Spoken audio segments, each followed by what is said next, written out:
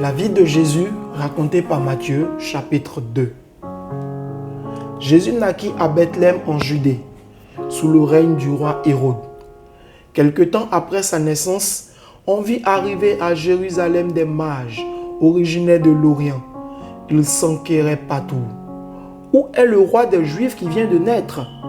Dans le ciel d'Orient, nous avons vu apparaître son étoile et nous sommes accourus pour lui rendre hommage. Quand le roi Hérode apprit la nouvelle, il en fut très troublé et avec lui tous ceux qui habitaient Jérusalem. Il convoqua tous les chefs des prêtres et les interprètes de la loi que comptait son peuple et il leur demanda où devait naître le Messie promis.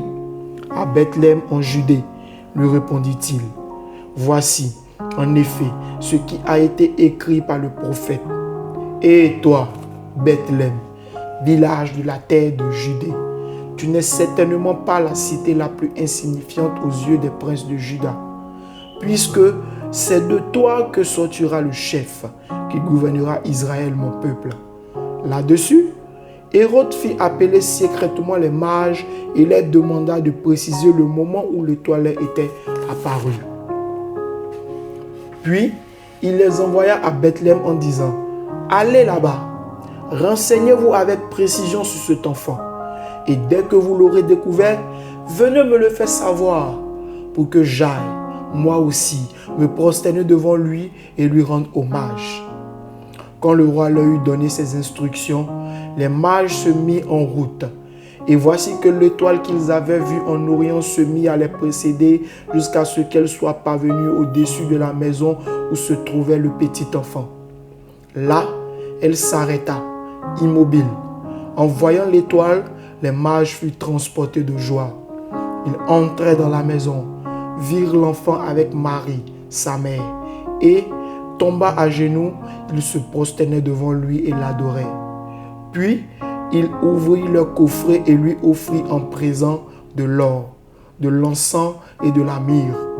La nuit suivante, Dieu les avertit par un rêve de ne pas retourner auprès d'Hérode. Ils regagnaient donc le pays par un autre chemin. Après leur départ, un ange du Seigneur apparut à Joseph dans un rêve et lui dit, « Lève-toi, prends l'enfant et sa mère, et partez tout de suite en Égypte. Tu y resteras jusqu'à ce que je te dise de revenir, car Hérode ne va pas tarder à faire rechercher l'enfant pour le tuer. » Joseph se leva donc immédiatement et partit dans la nuit, emmena l'enfant et sa mère pour se réfugier en Égypte. Il y resta jusqu'à la mort d'Hérode. Ainsi s'accomplit ce que le Seigneur avait dit par le prophète Osée en ces mots. « J'ai appelé mon fils hors d'Égypte. » Quand Hérode s'aperçut que les mages avaient déjoué son plan, il devint furieux. Il fit massacrer à Bethléem et dans son district tout entier tous les garçons âgés de 2 ans ou moins, car d'après les instructions exactes que lui avaient fournies les mages, l'étoile était apparue durant cette période. Ainsi s'accomplit la prédiction de Jérémie, le prophète qui avait annoncé. Un cri de détresse monte de Rama, des gémissements et de longs sanglots. C'est Rachel qui pleure ses fils, car ils sont morts. Elle se refuse à toute consolation, car ils ne reviendront plus. Après la mort d'Hérode, un ange du Seigneur apparut en rêve à Joseph en Égypte et lui dit, « Lève-toi, prends avec toi l'enfant et sa mère et retourne avec eux dans le pays d'Israël, car ceux qui voulaient tuer l'enfant sont morts. » Joseph se mit donc en route. Il emmena l'enfant et sa mère et regagna la terre d'Israël.